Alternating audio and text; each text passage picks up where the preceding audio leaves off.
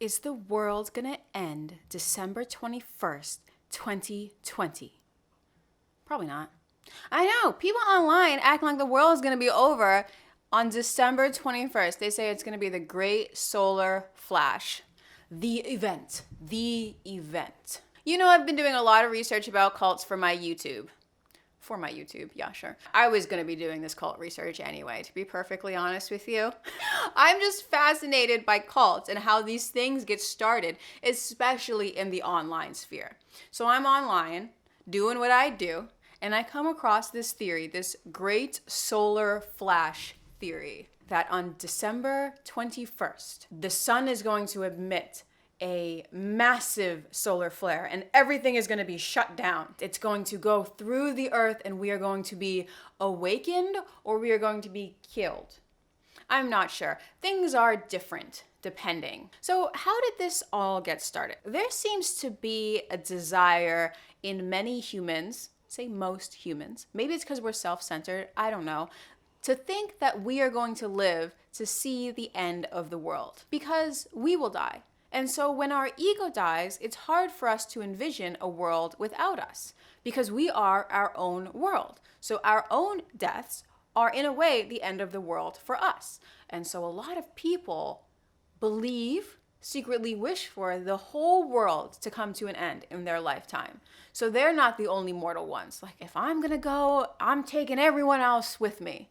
It's just not the way things work. In fact, the world probably is not going to end. Even when it ended for the dinosaurs, it didn't end for everybody. We're still here. Our little mammalian ancestors made it out of that one. So the idea of the whole world ending, I cannot put into mathematical terms how unlikely it is for the whole world to come to an end in our brief lifetimes. And yet, here we go again. The same old song and dance. Have you ever heard of the Great Disappointment? It's when Seventh-day Adventists were convinced that the world was going to come to an end in 1844. Their leader called it. They all gathered together and they were waiting for the angel to come down and say, "It's over. You get into heaven and screw everybody else. They're going to hell. Only you get to heaven." Well, I got news about 1844. It came and went. I know. A lot of you guys don't remember 1844. I was there and nothing happened. Then again, 1975, Jehovah's Witnesses said that the world was going to come to an end then. They did the math off of the Bible calendar and they were like, well, 6,000 years from this day is this day. It's 1975. It's going to come to an end in 1975. 1975 came and went. The world did not end. Some of you might actually remember 1975. I slept through it. I know I was alive in 1844, but I was just sleeping through 1975. I need to get my beauty rest to maintain, That is beside the point. The point is the world did not come to an end in 1975, despite what the Watchtower said would happen. Y'all know the Watchtower? Y'all remember the magazine Jehovah's Witnesses leave for people? That magazine was so useless. I'm sorry if you're a Jehovah's Witness, but if you're reading the Watchtower for news and information, get another magazine. It wasn't U.S. News and World Report. Maybe it was U.S. News and World Report for Jehovah's Witnesses, but for the rest of us, don't get your news from the Watchtower. And I'm sure most of you remember 2012, the Mayan calendar. It was supposed to end December 21st, 2012. The Mayans had made this calendar far into the future, and this was the end of their Baktun. This was the end of their Baktun, but experts even say by the Mayan calendar, it was just a way to tell time, and there was another Baktun coming up, and so forth and so on. So don't give too much attention to the Mayan calendar. Well, a lot of people did. A lot of people lost their minds over 2012. They thought aliens were coming. They thought aliens were communicating. I know one person that apparently had just gotten online and just figured out what the internet was. So he was terrified of it all coming to an end in 2012. Surprise, surprise. The world did not come to an end in 2012. 2012 wasn't anything. It was just another year, except people were freaking out about this Mayan calendar. Well, speaking of Mayan calendar, I guess they got the dates wrong. It wasn't supposed to be 2012. They did the math wrong, dummies. I can't believe these people doing their ancient historical math wrong. Really, it was supposed to come to an end June of 2020. Can you believe that? I didn't even know what was happening. Well, nothing happened. I was here June of 2020. And yes, there were Protest, yes, there was a coronavirus. Yes, everybody was unemployed, but the world did not come to an end. We're still here. But you know what? They got it wrong again. Dummies. They did the math wrong again. How are you going to do math wrong like 2 times? They need to get those hidden figures ladies in here. Take a look at their math because they keep doing it wrong. Anyway, that is not the point. The point is it's going to happen December 21st of 2020, this year. 2 weeks from now. The whole world coming to an end. The person saying this, a Pastor Paul Begley, has made a career on predicting the apocalypse. He has an apocalypse podcast. If you do not see me for the next 6 months, it's because I am watching every single episode of this deranged pastor's podcast. I'm sorry, I have to. Since I found out about it, it's gonna be my life's work now. Anyway, December, it's gonna happen. Now, this also happens to be his birthday. What a gift. The whole world comes to an end just for your birthday. You must be so special, Pastor Paul. False prophets, we all know about those. Now, that's not to say that nothing is going to happen December 21st. In fact, Jupiter and Saturn are going to be aligned. They're going to be so close together, it's going to be one of the brightest stars in the sky for hundreds of years. It's going to be amazing. If you're around 21st, please go outside and take a look up in the sky. It's going to be beautiful. Beautiful, awe-inspiring, actually awe-inspiring. Inspiring of awe within your person. Awe, but it's happened before, and it's going to happen again. It's a stargazing night. So how did the story go from we're going to have a great stellar show, planetary show. I know a lot of the astronomers in the comment section will be like, actually, those are planets, those are not stars. How did it go from a great planetary show to the end of the world? Well, this is where online comes in. Oh, I love online. I know it might be the Tower of Babel for all of humanity, and the Lord will knock it down because we can't deal with online. It's too much responsibility for most of us. However, if you're a person that just likes to laugh at how crazy other people can be sometimes, online is the best place to do it. So why is everybody losing their mind about December 21st then? Okay, so about 10 years ago, we started getting news articles about solar flares.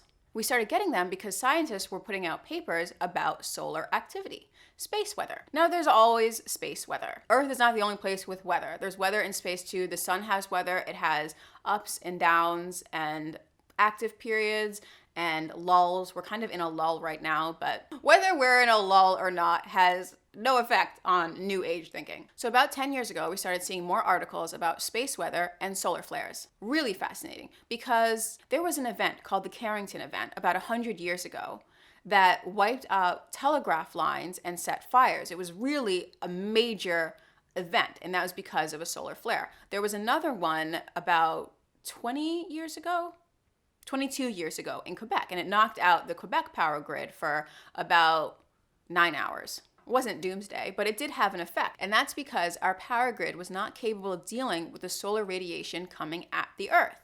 That's crazy. Now we look at it now, like everything's connected. Look at all these wires. There's wires everywhere. What would happen if the grid went down? Oh my God, a solar flare could take the whole grid down.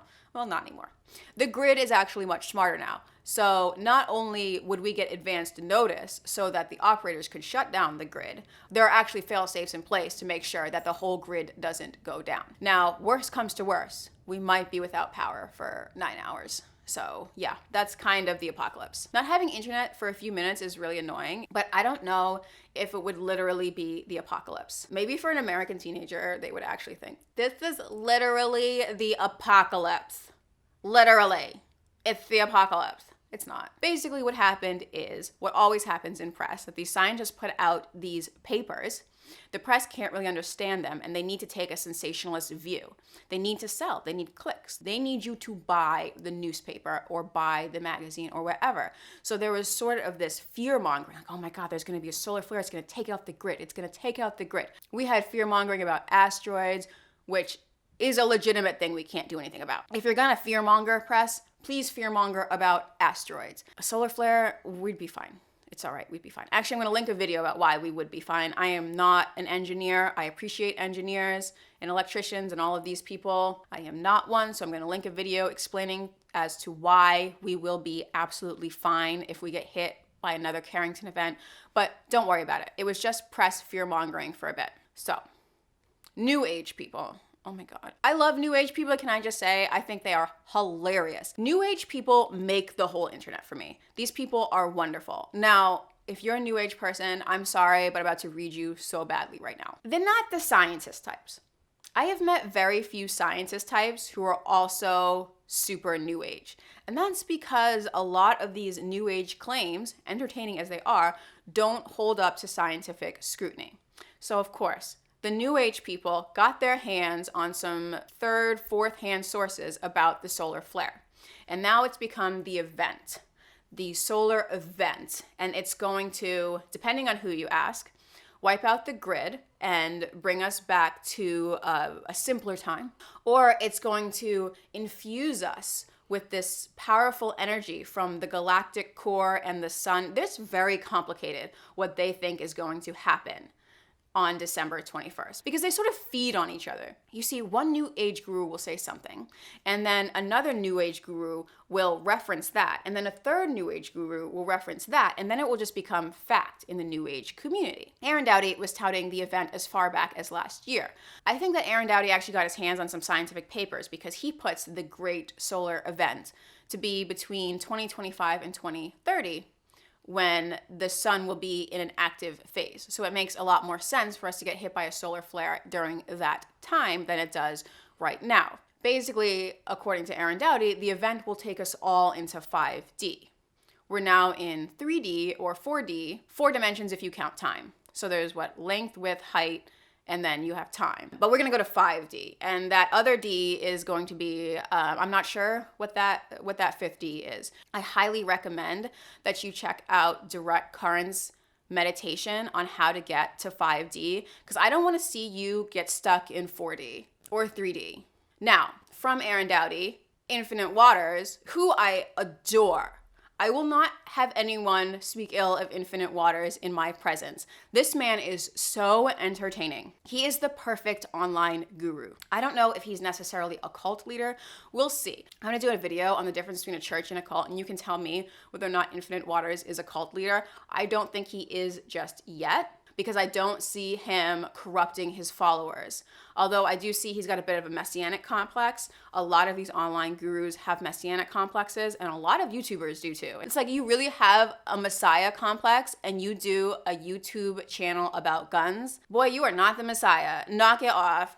All humans have messianic complexes. I don't think it's unique to YouTubers. That is beside the point. Yes, Infinite Waters thinks he might be the Messiah. I don't hold that against him. Okay, back to scene. Infinite Waters is now saying that the world is going to end December 21st, 2020.